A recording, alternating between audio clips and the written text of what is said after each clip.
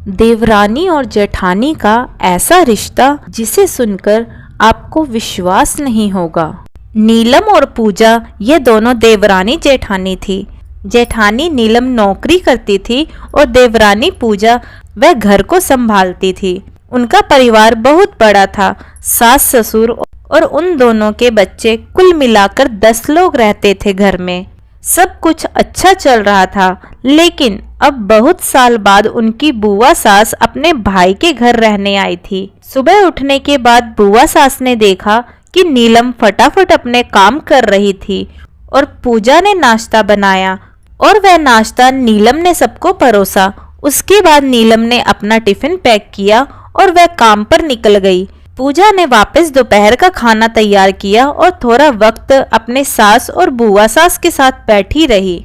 यह सब कुछ देखकर बुआ सास सोच रही थी कि इन दोनों के बीच में ये कैसा रिश्ता है। सब शांत शांत रहते हैं, किसी में झगड़ा लड़ाई नहीं हो रहा है। फिर बुआ सास के दिमाग में खुराफात चल रही थी, इन दोनों देवरानी जेठानी के बीच कैसे झगड़ा लगाया जाए। तब बुआ सास से रहा नहीं गया। उन्होंने पूजा को पूछा, छोटी बहू, तुम्हारी जेठानी तुझ पर बहुत हुक्म चलाती है। सुबह से देख रही हूँ रसोई घर में अकेले ही काम करती हो और वह महारानी दिखावा करने के लिए नाश्ता परोस रही थी, जैसे कि उसी ने ही नाश्ता बनाया हो। ये सुनने के बाद पूजा ने बुआ सास की तरफ देखा और बोली, बुआ सास जी, ऐसा कुछ नहीं है, नीलम दीदी बहुत अच्छी हैं। बुआ सास बोली, तुम बहुत भोली हो पूजा। आजकल की जेठानियां हुक्म चलाने वाली होती हैं। मुझे सब समझ में आता है। मेरे बाल धूप से सफेद नहीं हुए हैं। पूजा से अब रहा नहीं गया। वह बोली, ऐसा नहीं है बुआ जी, आपको नीलम दीदी ने सबको नाश्ता परोसा वह दिखा, पर आपको यह नहीं दिखा कि दीदी ने मुझे जबरदस्ती सबसे पहले नाश्ता करा दिया और चाय भी दी। वह रोज मुझे ऐसे ही सबसे पहले नाश्ता दे देती है, नहीं तो सबके लिए नाश्ता बनाते बनाते मैं खुद के लिए नाश्ता बनाना भूल जाऊंगी। दीदी मेरी कितनी चिंता करती है। दीदी सुबह जल्दी उठकर मंदिर साफ करती है, फूल सजा कर रखती और मुझे उनके 1 घंटे बाद उठने के लिए कहती है। वह मेरा हमेशा ध्यान रखती है और मुझसे बहुत प्यार करती है। शाम को आते समय बाजार से सब्जी भी लेकर आती हैं, क्योंकि हमारे मिस्टर रात को देर से आते हैं और मम्मी जी को नीलम दीदी ने बाजार जाने से मना किया है, क्योंकि अब उनकी उम्र 60 से ज़्यादा हो गई है। बाजार जाते समय उनको तकलीफ होगी, उनके पैर बहुत दुखेंगे। कभी उनको बाहर घूमने का मन हुआ तो नीलम दीदी छुट्टी लेकर उनको घुमाने के लिए ले जाती हैं। और हाँ बुआ जी, दीदी रोज शाम को आने के बाद वह कितनी भी थकी क्यों ना हो, तब भी मुझे खाना बनाने में मदद करती है। वह मेरी बड़ी जेठानी जरूर है, पर मुझे अपनी छोटी बहन ही समझती है और मैं उनको अपनी बड़ी बहन समझती हूँ।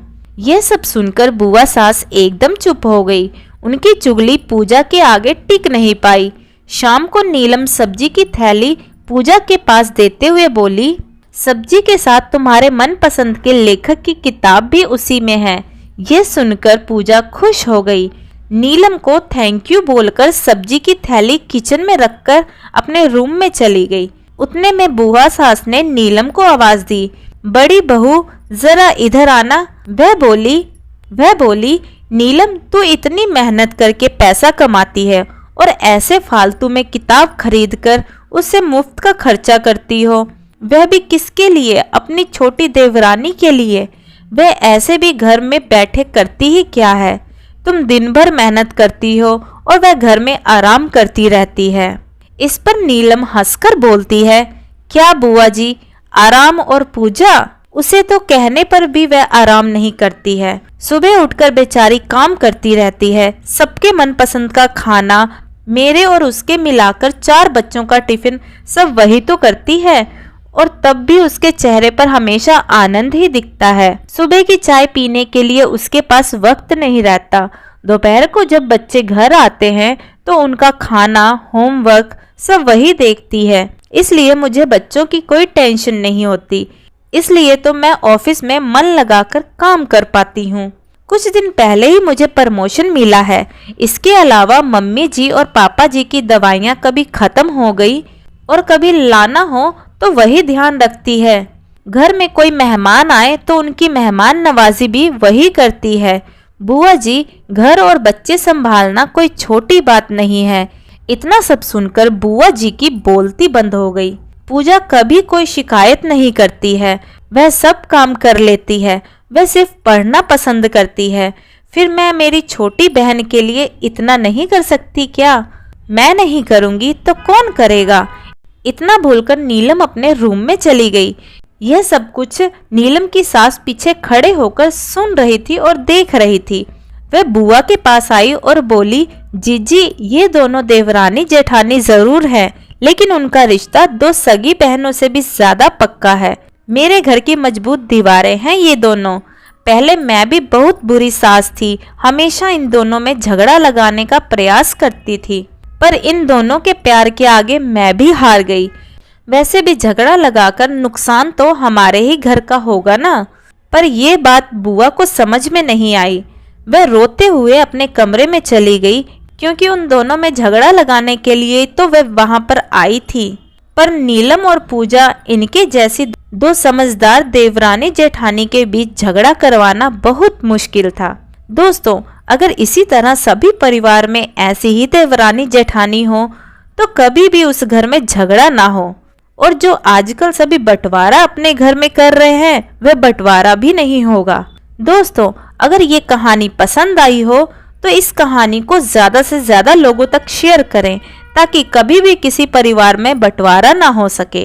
तो दोस्तों, आपको हमारी आज की यह कहानी कैसी लगी कमेंट करके ज़रूर बताइएगा। कहानी पसंद आई हो तो वीडियो को लाइक शेयर करें और चैनल हिंदी स्टोरीज डियर को सब्सक्राइब करना ना भूलें। वीडियो को पूरा देखने के लिए बहुत बहुत धन्यवाद दोस्तों। तो मिलते हैं अगली कहानी में, तब तक के लिए जय श्री कृष्णा।